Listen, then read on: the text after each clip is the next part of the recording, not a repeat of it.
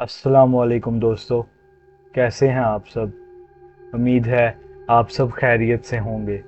अल्लाह सबको अपने हिफ्ज़ व ईमान में रखे और आप लोग खुश रहें, आबाद रहें। Welcome to mysteries with AB and आज आप देखने जा रहे हैं 5th एपिसोड।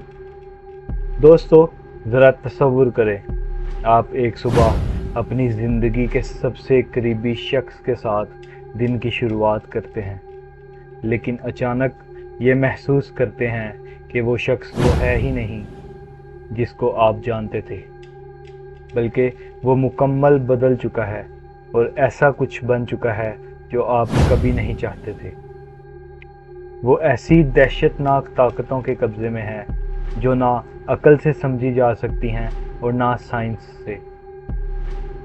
दोस्तों, ये किसी हॉरर फिल्म का सीन नहीं है, बल्कि माइकल टेलर की हकीकत है, जो ये दावा करता था कि उस पर शैतानी ताकतों का असर है, मतलब डेमोनिक पोजेशन। फिर जो कुछ हुआ वो बहुत हौलनाक था। एक वहशियाना कत्ल, एक एक्सोर्सिज्म मतलब शैतानी ताकतों से छुटकारे का अमल जो बिल्कुल गलत रुख ले गया, और एक ऐसी पहेली जो अब तक उन लोगों के लिए एक राज है जो इसको जानने की कोशिश करते हैं। लेकिन यहाँ कुछ सवाल जहन में मुसलसल रिवॉल्व करने लगते हैं। क्या यह वाकई सुपरनैचुरल ताकत थी, या इंसानी जहन के अंदर छुपी हुई कुछ और भी ज़्यादा खौफनाक चीज़? क्या डिमोनिक पोजेशन कोई रियलिटी रखता है, या फिर ये डिप्रेशन और जहनी उलझनों का शिकार लोगों ने एक बहाना बना रखा है कि वो कोई भी क्राइम करके डेमोनिक पोजेशन का दावा करने लगते हैं? आप इन सवालात का जवाब नीचे कमेंट में दीजिए और मेरा साथ दीजिए इस दहशतनाक और मुतनाज़े एक्सोर्सिज्म और मर्डर केस को डिटेल्स में जानने के लिए, जहां बुराई और जुनून के दरमियान की लकीर इतनी धुंधली है कि कानून भी उस चीज़ का सही अंदाज़ा नहीं लगा सका। लेकिन वीडियो शुरू करने से पहले आप लोगों को अंदाज़ा होना चाहिए कि एक न्यू यूट्यूबर के लिए आपका सब्सक्राइब कितनी इम्पोर्टेंस रखता है। तो सबसे पहले चैनल को सब्सक्राइब कीजिए, आयतल कुर्सी पढ़ लीजिए और तैयार हो जाएं ऐसे सफ़र के लिए जो आपकी रूह तक को डर का एहसास करवा देगा। और प्लीज़, कमज़ोर दिल अफराद इस वीडियो को यहाँ ही छोड़कर जा सकते हैं, क्योंकि आगे कंटेंट काफ़ी डिस्टर्बिंग होने वाला है। वीडियो को एंड तक लाजमी देखिएगा ताकि आपको ईच एंड एवरी डिटेल समझ में आ सके।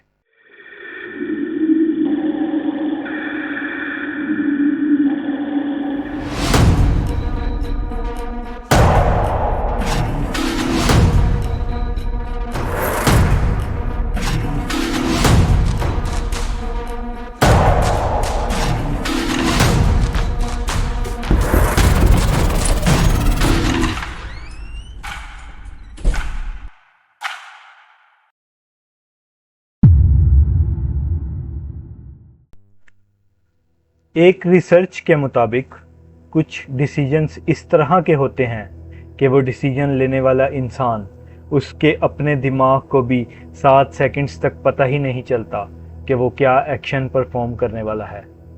और ये सब कुछ उस वक़्त तक डिले हो जाता है जब तक हॉरिबल कॉन्सिक्वेंसेस उस इंसान के सामने नहीं आ जाते अपने अनसर्टेन डिसीजंस के।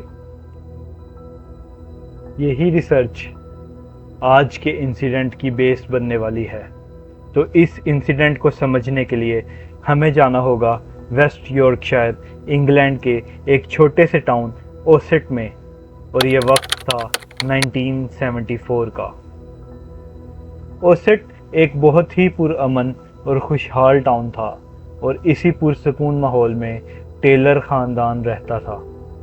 31 साल का माइकल टेलर, जो 1944 में पैदा हुआ था, और 29 साल की क्रिस्टीन माइकल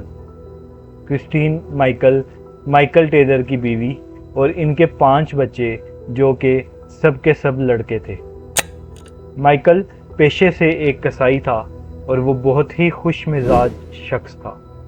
अपने घर के आसपास के लोग यानी उसके हमसाए उससे बहुत खुश थे और माइकल और उसका पूरा ख़ानदान अपने हमसाए घर के लोगों के साथ एक अच्छी बॉन्डिंग रखते थे। क्योंकि ये टाउन छोटा था और तकरीबन सब की एक दूसरे से वाकफियत होने की वजह से माइकल से जो भी मिलता माइकल उसको जोक्स करता, उसके साथ मजाक करता और हमेशा एक अच्छा वक्त गुजारता। लेकिन फिर एक दिन कुछ ऐसा हुआ कि ये खुशहाली और सुकून दे ज़िंदगी ऐसी तारीकियों में डूबने की राह पर चल पड़ी जहाँ से वापसी नामुमकिन थी। माइकल अपने घर की छत पर एक सीढ़ी के सहारे चढ़े कुछ रिपेयरिंग के काम कर रहा था कि अचानक उसका पाँव फिसलता है और वह ज़मीन पर आकर गिरता है। उस वक़्त ज़्यादा ऊंचाई ना होने की वजह से माइकल को ज़्यादा चोट तो नहीं लगती और ना ही दर्द का एहसास होता है। लेकिन कुछ ही देर के बाद माइकल दर्द में बुरी तरह से करहाने लगता है और अपनी बीवी क्रिस्टीन से डॉक्टर पर जाने की रिक्वेस्ट करता है। क्रिस्टीन एक अच्छी बीवी होने के सारे हक अदा करते हुए उसको फ़ौरन से पहले डॉक्टर के पास ले जाती है, लेकिन माइकल को कोई आराम नहीं आता और पेन किलर से दर्द को कुछ देर के लिए दबा दिया जाता है। उस दर्द के होते माइकल के दिमागी हालत में कुछ चेंजिंग्स होना शुरू हो जाती है। ध्यान रहे कि दर्द कमर में थी और सर पर किसी किस्म का कोई इम्पैक्ट नहीं आया था गिरने की वजह से। दिमागी हालत में चेंजिंग्स उस दर्द के प्रेशर की वजह से आ रही थी और माइकल दिन ब दिन डिप्रेशन का शिकार होता जा रहा था। वो अब पहले सा माइकल नहीं रहा था, वो काफ़ी चेंज हो चुका था। सबसे अलग थलग रहता और सबसे दूर रहने की ही कोशिश करता। वह माइकल जो अपने ख़ानदान के साथ साथ बाकी लोगों के साथ भी हंसता खेलता था, वो अब अपनी फैमिली से भी ठीक तरह से बात नहीं कर रहा था। क्रिस्टीन इस सब को लेकर काफ़ी परेशान थी और वो माइकल को तसल्ली देने का कोई मौका नहीं छोड़ती थी। खुशमिजाजी और अच्छे इख्लाकियात होने के बावजूद भी माइकल और उसका पूरा ख़ानदान किसी भी रिलीजियस में ज़्यादा इंटरेस्ट नहीं रखते थे। वो रिलीजियस एक्टिविटीज़ को अटेंड नहीं करते थे, ना चर्च में जाते थे और ना ही ऐसे किसी किस्म की प्रेयर्स में हिस्सा लेते थे। वो सब रिलीजन से दूर अपने एक अलग ही नज़रिए से ज़िंदगी गुजार रहे थे, लेकिन बेसिकली वो क्रिश्चियन थे। एक दिन माइकल और क्रिस्टीन एक म्यूचुअल फ्रेंड बारबरा वार्डमैन ने माइकल को मशवरा दिया कि वो चर्च में जाकर प्रे करे और गॉड से दुआ करे कि उसके दर्द और डिप्रेशन को कोई फ़र्क हो और अपना टाइम वो चर्च में ज़्यादा से ज़्यादा स्पेंड करे। वहाँ काफ़ी सारे ग्रुप्स हैं और उन ग्रुप्स के साथ फेलो बनने पर इसको ज़हनी सुकून मिल सकता है। ये बात सुनकर माइकल जो पहले ही अपनी हालत से फ्रस्ट्रेट हो चुका था, वो अगले ही दिन चर्च जाने के लिए बारबरा के साथ राब्ता करता है। बारबरा उसको कुछ चीज़ें समझाती है और साथ ये भी बताती है वहाँ पर एक क्रिश्चियन फेलोशिप ग्रुप है जो कि डिप्रेस्ड लोगों को बहुत अच्छे तरीके से केटर करता है, तो उनके साथ ज़रूर कॉन्टेक्ट करना। माइकल चर्च में जाता है और सीधा क्रिश्चियन फेलोशिप ग्रुप के पास चला जाता है और उनसे राब्ता बनाता है। इस ग्रुप की लीडर एक 21 साल की लड़की मैरी रॉबिन्सन थी, जो जवान, पुरकशिश और एक अच्छी प्रीचर लीडर थी। वो बहुत ही अच्छे तरीके से माइकल को वेलकम करती है और अपने ग्रुप से इंट्रोड्यूस करवाती है। वो दिन गुजरने के बाद माइकल जब घर आता है और कमर में दर्द उठने के बाद एक चीज़ रियलाइज़ करता है कि जब तक वो मैरी के साथ था उसकी कमर का दर्द बिल्कुल गायब हो गया था। वो चीज़ नोटिस में रखता है और नेक्स्ट डे उस दर्द को महसूस करने की कोशिश करता है और मैरी के पास आते ही वो दर्द गायब हो जाता है। अब ये रोज़ का काम हो गया था माइकल का और वो सारा दिन मैरी के पास ही रहता था। इसे इन दिनों में नज़दीकियाँ बढ़ती रहीं और वो दोनों काफ़ी क्लोज होते गए। एक दिन मैरी माइकल के घर आ जाती है अपने कुछ ग्रुप मेंबर्स के साथ और क्रिस्टीन उन सबको कुछ देर के लिए अकेला छोड़कर बाहर चली जाती है कुछ जूस वगैरह लेने के लिए। जैसे ही क्रिस्टीन बाहर निकलती है, माइकल मैरी के ऊपर छलांग लगा देता है और कुछ इस तरह की आवाज़ें निकालने लगता है जैसे कोई गार्गल कर रहा हो। ग्रुप मेंबर्स उसको उठाने की कोशिश करते हैं, लेकिन उसमें इतनी जान आ जाती है कि वो सबको उछाल कर दूर फेंकता है और इतनी ही देर में मैरी भी सेम जुबान में माइकल से बातें करने लगती है और सब लोग बस वो तमाशा देखने लग जाते हैं।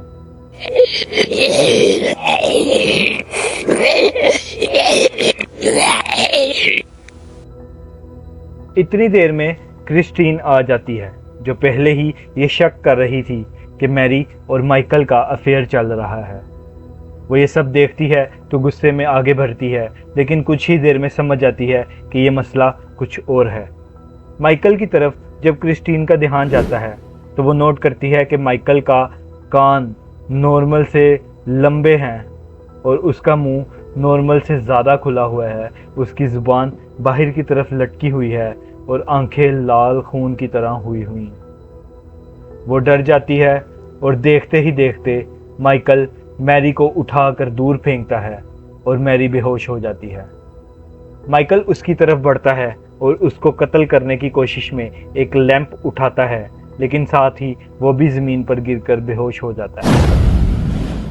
ये सब कुछ होने के बाद क्रिस्टीन चर्च में दोबारा जाती है और वहाँ पर फादर रेमंड से मिलती है और माइकल की सारी हालत बयान करती है। रेमंड उसी वक्त कहता है कि माइकल पोजेस्ड है और उसका एक्सोर्सिज्म होगा।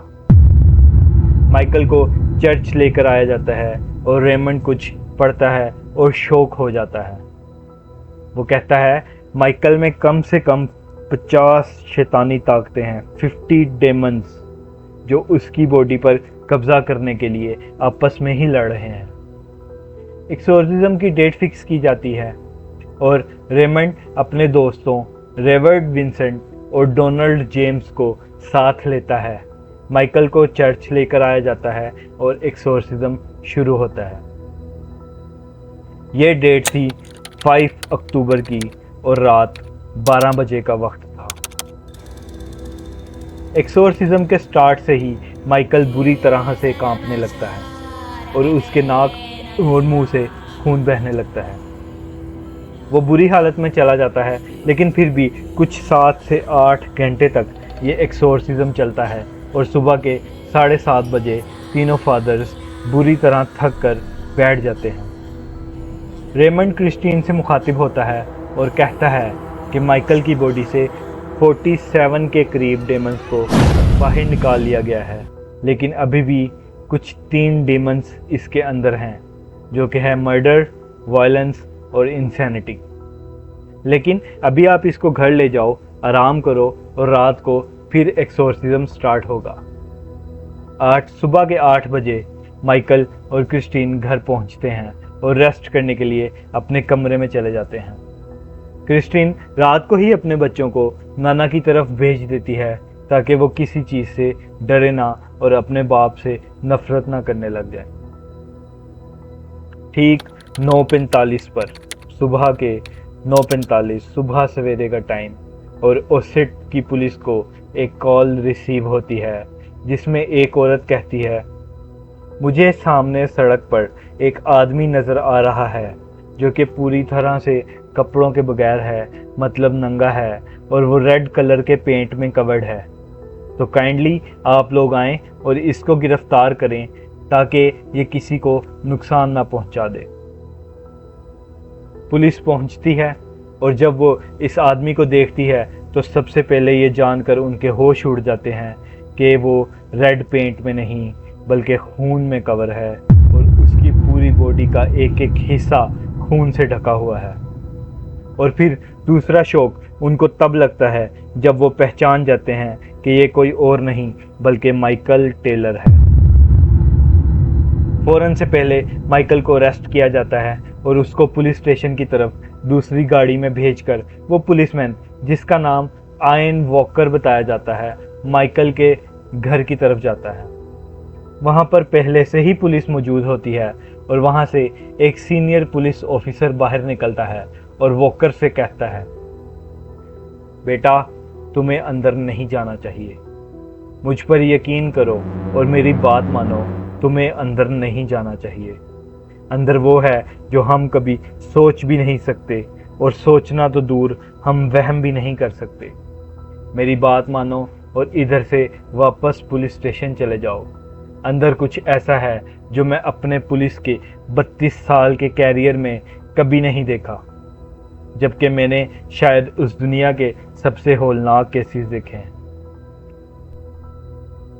ये बात कहते साथ ही वो पुलिस वाला शदीद उल्टी करने लगता है और आयन वॉकर उसको सहारा देकर बिठाकर घर के अंदर चला जाता है। अब आगे जो कुछ हुआ वो कमज़ोर दिल अफराद के लिए बिल्कुल नहीं है।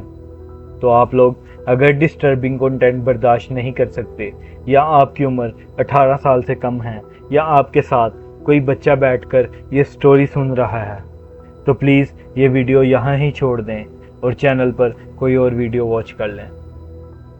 आयन वॉकर के इंटरव्यू के लफ्ज़ कुछ यूँ थे। मैं जब घर में दाखिल हुआ तो उस 2 कमरे के घर के टीवी लॉन्च के फ्लोर से लेकर हर दीवार और सीलिंग तक मुझे खून के अलावा कुछ नज़र नहीं आया। मेरे सामने पंखे के साथ एक छोटे पूडल कुत्ते की लाश लटकी हुई थी, जिसकी 4 टांगें उसके जिस्म से अलहदा नीचे पड़ी हुई थी और आंखें बाहर लटकी हुई थी। जब मैंने इधर उधर नज़र दौड़ाई तो मुझे अंदाज़ा हुआ कि वो जिस्म के हिस्से और आंखें किसी हथियार से नहीं बल्कि माइकल ने अपने हाथों से अलहदा की थी और उन टांगों को खींचकर कुत्ते के जिस्म से अलग किया था और अपनी उंगलियों से कुत्ते की आंखें बाहर निकाली थी। मेरा दिल तो किया कि वहाँ से ही बाहर आ जाऊं, लेकिन क्रिस्टीन पर वेलफेयर चेक के लिए मैं आगे बेडरूम की तरफ बढ़ता हूँ तो पूरा बेडरूम खून से लाल हुआ था और वहाँ पर वाइट पेंट मुश्किल से ही नज़र आ रहा था। बेड के बिल्कुल साथ नीचे फ्लोर पर क्रिस्टीन की लाश पड़ी थी और उसको क्रिस्टीन की लाश सिर्फ इसीलिए ही समझा जा सकता था क्योंकि माइकल के साथ घर में सिर्फ वही थी। क्रिस्टीन के फेस पर कोई गोश्त नहीं था, कोई फेशियल फीचर नहीं था, ना कान, ना नाक, ना आंखें और ना ही होंठ। उसका चेहरा पूरी तरह से खुला हुआ था और उसका दिमाग तक अलग पड़ा हुआ था उसके स्कल से बाहर। बेड के बिल्कुल साइड एक दराज के पास 2 इंसानी आंखें पड़ी हुई थी और पूरे कमरे में नज़र दुराने पर हर तरफ गोश्त के लोथड़े और खून ही खून नज़र आ रहे थे। कहीं पर नाक पड़ा हुआ था, कहीं पर कान पड़े हुए थे और कहीं पर होंठ। मैं उल्टी करने ही वाला था जब मुझे अपनी दिल की धड़कनें रुकती हुई महसूस हुई, जब मुझे अंदाज़ा हुआ कि ये सब कुछ बगैर किसी हथियार के माइकल ने अपने हाथों से किया है और मुझे इंसानियत से खौफ आने लगा। दोस्तों, बेचारी क्रिस्टीन की और कुत्ते की होलनाक हालत आपने सुन ली। मैं इसको ज़्यादा एग्जैजरेट नहीं करना चाहता क्योंकि YouTube में वायलेंस की कुछ गाइडलाइंस हैं, लेकिन अब थोड़ा सा कारनामा उस वक़्त की अदालत का भी सुन लें। माइकल को अदालत ने यह कहकर छोड़ दिया कि उस वक़्त इसका दिमाग इसके काबू में नहीं था और डिमोनिक पोजेशन की वजह से ये सब हुआ और माइकल को सिर्फ़ और सिर्फ 4 साल के लिए मेंटल हॉस्पिटल में भिजवाया गया, जिसके बाद वो वापस अपने घर आ गया और एक आम इंसान की तरह ज़िंदगी गुजारने लगा। क्या ये वाकई एक डिमोनिक पोजेशन का केस था या फिर ये कुछ और ही था जो शैतानी ताकतों से भी ज़्यादा खौफनाक था? क्या ये इंसानी दिमाग की अपनी ही कारिस्तानी थी या माइकल ने डिप्रेशन के ज़ोर में आकर यह कदम उठाया था? इस रात से आज तक कभी पर्दा नहीं उठ सका। ये सब कुछ आज तक एक अनसॉल्व्ड मिस्ट्री है और क्रिस्टीन की इस हालत का जिम्मेदार एक शैतानी ताकत को कहा जाता है, जो कि मेंटल हॉस्पिटल में ही सही हो गई और दोबारा कभी माइकल पर हावी भी नहीं हुई। दोस्तों, अगर ये वीडियो आपको पसंद आई तो प्लीज़ एक लाइक कर दीजिएगा, अपने दोस्तों के साथ शेयर कीजिएगा और चैनल को सब्सक्राइब कर दीजिएगा, ताकि इस तरह का मज़ीद डिस्टर्बिंग कंटेंट आपको मिलता रहे और आपको आपके इर्द गिर्द के क्रिमिनल माइंडेड पीपल के बारे में अवेयरनेस मिलती रहे। अपना ख्याल रखिएगा। अल्लाह आप सबको अपने हिफ्ज़-ओ-मान में रखे और आयतल कुर्सी पढ़कर अपने आप को अल्लाह के अमान में कर दिया करें। अल्लाह बड़ा हिफाजत करने वाला है। मिलते हैं नेक्स्ट वीडियो में। अल्लाह हाफिज़।